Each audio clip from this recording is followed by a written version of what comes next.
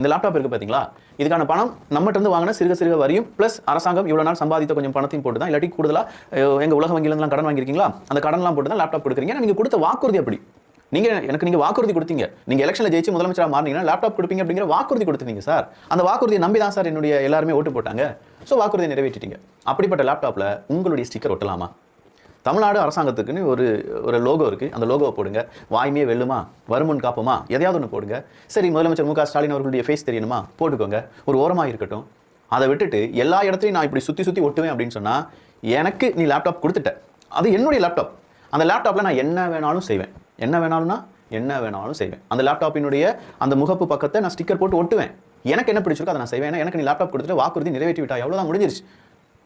அந்த லேப்டாப்ல இந்த மாணவன் ஸ்டிக்கர் ஒட்டினா அவனை பிடிச்சி அரெஸ்ட் பண்ணுங்கன்னு சொல்லி டிஎன் போலீஸை டேக் பண்ணி வச்சிருக்கீங்களே, அறிவுலாம் இருக்கு அவங்களுக்கு?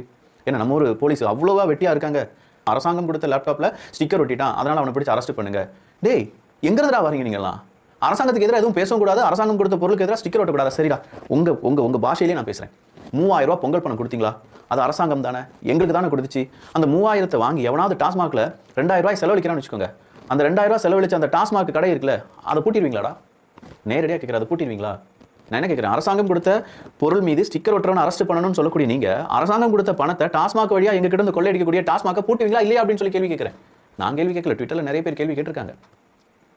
அப்போ அரசாங்கம் கொடுத்த பிறகு அரசாங்கத்துக்கு எதிரான எதுவுமே பேசக்கூடாது, அரசாங்கத்துக்கு எதிரான எதுவுமே சொல்லக்கூடாது. இங்க என்ன ஃபாசிசம், ஹிட்லர் ஆட்சியா நடந்துட்டு இருக்கு? இல்ல கிம் அவர்களுடைய ஆட்சி எங்கேயாவது இங்க நடந்துட்டு இருக்கா? எதுவுமே இல்லைல்ல, ஜனநாயக ஆட்சி தானே நடந்துட்டு இருக்கு. என்ன வேணாலும் என்னுடைய மாணவ மாணவிகள் செய்வாங்க, அவங்களுக்கு பிடிச்சதை செய்வாங்க, முடிஞ்சதை நீங்களும் செஞ்சுக்கோங்கன்னு சொல்லி அவங்க பாட்டுக்கு ட்வீட்ல போட்டுட்டு போயிட்டே இருப்பாங்க. பார்த்துக்கோங்க, வேற ஒண்ணுமே கிடையாது. அவங்க பெரிய தப்பெல்லாம் ஒன்றும் செய்யல. அரசாங்கத்துக்கு எதிராகவோ அரசாங்கத்துக்கு அவமரியாதை செய்யக்கூடியோ எதுவுமே அவங்க செய்யல.